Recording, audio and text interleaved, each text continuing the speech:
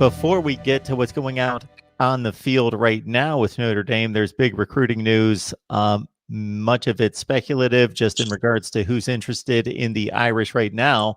But a big flip coming in on the USC side. I believe originally a Notre Dame commit, flipping to USC, coming on back to the Irish, and Philip Riley, a top 20 cornerback, top 40 player in Florida. Yeah, no, absolutely. I mean, he committed to Notre Dame during all of the COVID stuff. I think back in March, April, around that time, had never been to campus. So he was one of those kids that, kind of, took a leap of faith, committed to Notre Dame.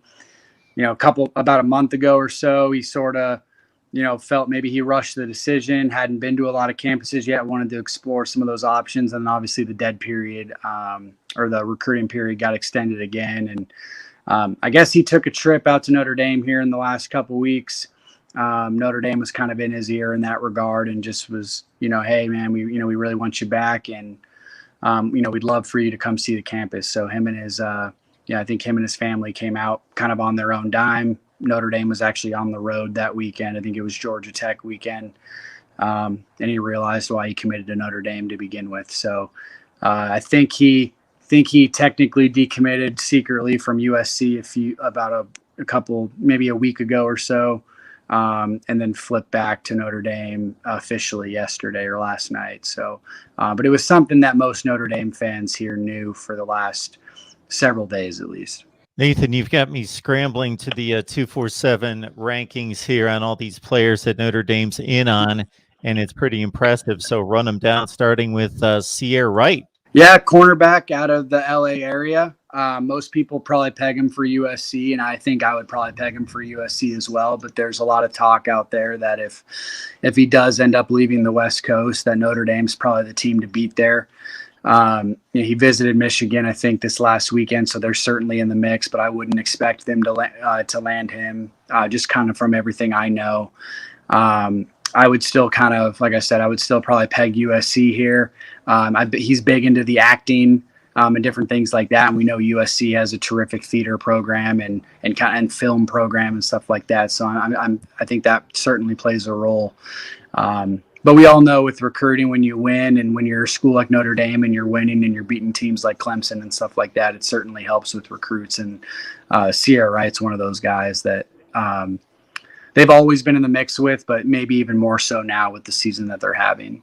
So, Nathan, we're also looking at Donovan Edwards, a 5-star out of Michigan, second-rated running back in the country, number 2 player out of Michigan, number 36th ranked player, regardless of position. So if you don't follow recruiting, that's way up the board on the 247 Sports Composite.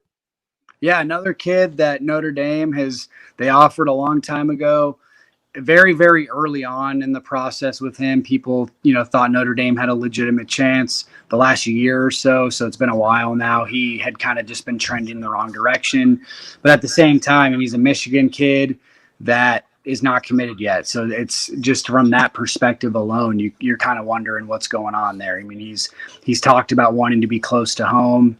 Notre Dame and Michigan kind of offer him the best chance there from, to kind of stay close. Everywhere else that he's kind of in on is mostly in the Southeast region. So, but he's definitely a kid that with the season that they're having and specifically beating Clemson, they're gaining a lot of momentum there. I wouldn't necessarily predict that Notre Dame wins that battle.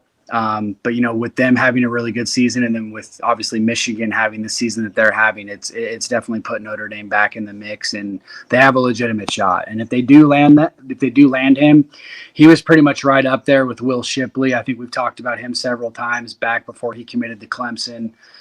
It was kind of a 1A, 1B situation there, and they ended up kind of putting the chips in the basket for Shipley because they thought they had a better chance with him. He ended up committing to Clemson, and then turned the attention to Edwards. Landed another kid right now and that they have in Logan Diggs, who's a really quality running back recruit out of Louisiana. But they want to pair Donovan Edwards with him. And obviously if they land him, he'd probably be the best running back recruit they've landed in the last, probably 8 to 10 cycles.